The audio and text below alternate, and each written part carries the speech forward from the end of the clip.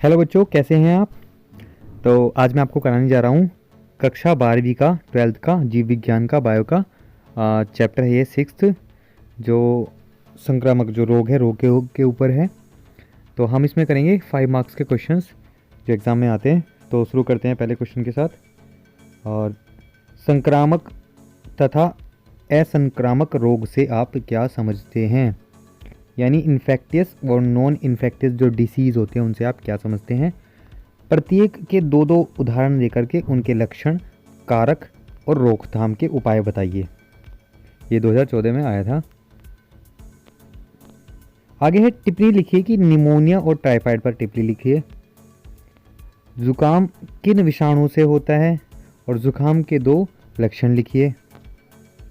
Cancer रोग के कारण लिखना है, रोकथाम लिखनी है, बचाव एवं प्रकाश डालिए उन पर बताइए।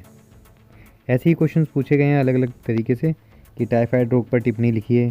टाइफाइड बुखार जो होता है वो किस प्रकार उत्पन्न होता है। मानव में जो रोग होता है वो उत्पन्न करने वाली किन्हीं 2 रोगों को, जो रोगों के जनक हैं उनके नाम लिखिए और इनके नियंत्रण के उपाय भी लिखिए। मनुष्य में जो टाइफाइड होता है ज्वार तथा सामान्य जुखाम जो होता है उत्पन्न करने वाले रोग जनकों तथा नाम तथा इनके रोगों के लक्षण लिखिए। तो पॉइंट है ये संक्रामक रोग। उत्तर, वे रोग जो एक व्यक्ति से दूसरे व्यक्ति में आसानी से संचारित मतलब ट्रांसफ़र हो जाते हैं उन्हें संक्रामक रोग कहते हैं। तो जो पहला उदाहरण है इसका वो है निमोनिया। तो निमोनिया जो है इसके कारक क्या है, किन कारणों से ये फैलता है। तो ये जो रोग मुख्यतः शिशुओं में यानी बच्चों में होता है या फिर वृद्ध होते हैं उनमें होता है, बूढ़े जो होते हैं उनमें पाया जाता है, परंतु अन्य उम्र के जो लोग होते हैं उनमें भी हो सकता है। फेफड़ों में होने वाला ये जो संक्रमण है, रोग है, मतलब इन्फेक्टियस डिसीज़ जो है वो स्ट्रेप्टोकोकस निमोनिया एवं हीमोफिलिस इन्फ्लुएंजी नामक 2 मतलब जो जीवाणु हैं, बैक्टीरिया हैं, उनसे होता है। और इनके अलावा इनके अतिरिक्त जो स्टाइफ्लो जो कोकस है वो पायरोजीन्स या क्लिसिला निमोनिया आदि तथा जो चेचक है वह खसरा उत्पन्न करने वाले कुछ जो विषाणु है यानी वायरस है वे भी जैसे माइकोप्लाज्मा भी इस रोग के कारक हो सकते हैं। निमोनिया 2 प्रकार के होते हैं। एक होता है विशिष्ट निमोनिया। ये क्या होता है, ये स्ट्रेप्टोकोकस निमोनियाई नामक जो बैक्टीरिया होता है उससे ये फैलता है। और यह जो रोग है वो सामान्यतः श्वसन तंत्र होता है, श्वसन तंत्र वाले व्यक्तियों में ही होता है जो रोग इसमें पाया जाता है। श्वसन तंत्र में प्रॉब्लम होती है इसमें। दूसरे जो टाइप का है वो द्वितीयक निमोनिया। तो यह जो इन्फ्लुएंजा पीड़ित जो व्यक्ति होते हैं उसमें स्टेफाइलोकोकाई नाम का बैक्टीरिया होता है, उसके द्वारा ये फैलता है। और ये जो रोग होते हैं उन व्यक्तियों में होता है जिनके फेफड़े इस रोग से पहले प्रभावित होते हैं। लक्षण क्या है इसके, रोगी को सांस लेने में बाधा आती है, बाधा उत्पन्न हो जाती है, प्रॉब्लम होती है। और रोगी को तेज गति से मतलब तीव्र गति से ठंडी लगती है, सर्द लगती है सर्दी। रोगी को तीव्र ज्वार मतलब बुखार भी जल्दी हो जाता है। और रोगी की भूख क्या हो जाती है, वो मर जाती है। इसके जो रोकथाम के उपाय हैं, जो संक्रमित व्यक्ति होता है उससे दूर रहना चाहिए। रोगी के द्वारा प्रयोग किए गए जो गर्म वस्त्र हैं, बर्तन हैं, बिस्तर है आदि का प्रयोग नहीं करना चाहिए। घर तथा पड़ोस में स्वच्छता बनाए रखना चाहिए। जुकाम या सामान्य ठंड जो होती है कारक, यह अति संक्रामक रोग है, बहुत ज़्यादा ट्रांसफर होने वाला रोग है, इन्फेक्टियस डिसीज़ है ये, जो कि पीको वायरस समूह के राइनो वायरस, पीको वायरस एक समूह है जो राइनो वायरस है विषाणु जो है उसके द्वारा होता है। और यह जो विषाणु होता है वो जल की जो कणिकाएं हैं तथा नाक के श्रावण से एक दूसरे के द्वारा फैलती है, मतलब एक से दूसरे में फैलती है जो जुकाम होता है। इसके लक्षण हैं आँखों तथा नाक में से पानी आना, खांसी तथा बुखार आना, हाथ पैर व कमर में दर्द रहना, बेचैनी रहना और शरीर का कमज़ोर हो जाना। इसकी रोकथाम और उपाय क्या है, इस रोग से बचने हेतु जो संक्रमित व्यक्ति होता है उससे दूर रहना चाहिए। और रोगी को खांसते या छींकते समय रुमाल से मुंह ढक लेना चाहिए। इस रोग से जो संक्रमित व्यक्ति होते हैं उनकी वस्तुओं के उपयोग से बचना चाहिए, उनको यूज़ नहीं करना चाहिए। तीसरा है टाइफाइड ज्वर, टाइफाइड जो फीवर होता है। यह एक संक्रामक रोग होता है जो ग्राम नेगेटिव और रोड की आकृति वाले गतिशील बैक्टीरिया या जीवाणु होते हैं। Gram negative rod shape motile जो मूव करने वाले बैक्टीरिया होते हैं उनके द्वारा होता है।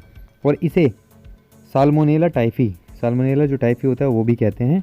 और यह जीवाणु जो है वो छोटी आंत में रहता है और वह रक्त जो परिसंचरण होता है उसके द्वारा शरीर के अन्य भागों में फैल जाता है।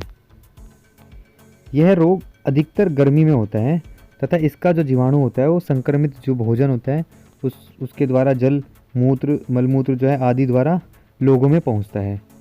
मक्खियाँ इस रोग को फैलाने में मुख्य भूमिका निभाती हैं और जो प्राकृतिक आपदाएं हैं उनको जैसे बाढ़ आदि के समय भी यह रोग अधिक फैलता है और यह रोग पूरे विश्व में पाया जाता है।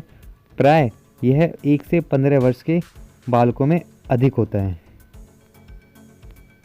लक्षण क्या होते हैं, इसके सिम्टम्स क्या हैं? रोगी को लंबे समय तक तेज बुखार रहता है और पूरे शरीर में दर्द रहता है। भूख नहीं लगती तथा आंतों में परेशानियां होने लगती है और इसके साथ साथ जो रोगी होता है उसकी नाड़ी धीमी हो जाती है तथा शरीर पर चमकीले छोटे छोटे दाने निकल जाते हैं। कभी कभी रोगी की जो आंतें होती हैं आंतों से रक्त निकलने लगता है, स्रावित होने लगता है और सही समय पर उपचार न होने पर जो रोगग्रस्त व्यक्ति होता है उसमें से 10% की मृत्यु हो सकती है या हो जाती है।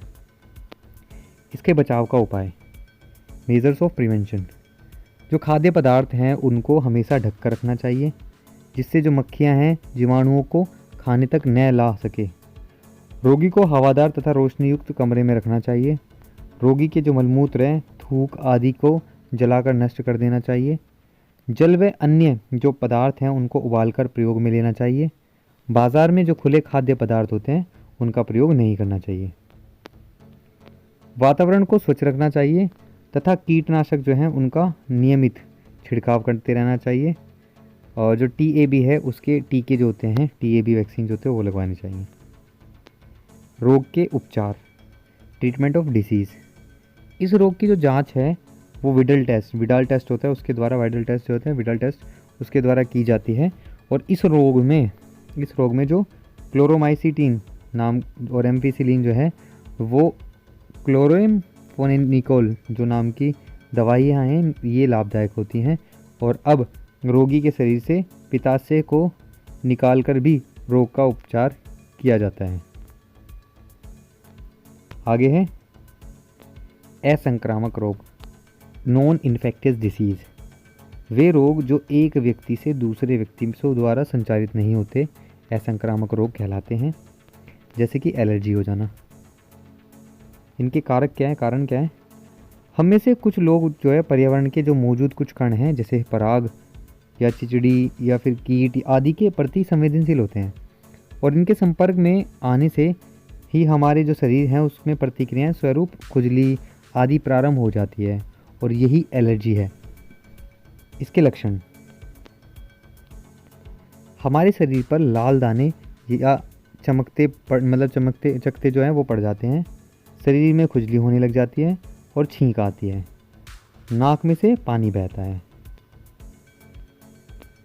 रोकथाम के उपाय, हमें नए स्थान पर जाते समय वहाँ की जो भौगोलिक दशा है उसके अनुरूप तैयारी करनी चाहिए। अर्थात यदि वहाँ धूल पराग आदि अधिक होने की संभावना अगर है तो मुंह पर मास्क लगाकर निकलना चाहिए।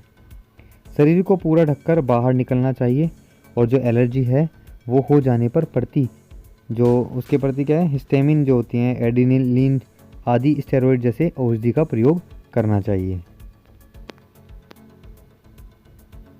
आगे, वातावरण में उपस्थित जितने भी प्रतिजन हैं उनके प्रति रक्षा जो तंत्र है उसकी अतिक्रियाशीलता को ही एलर्जी कहते हैं।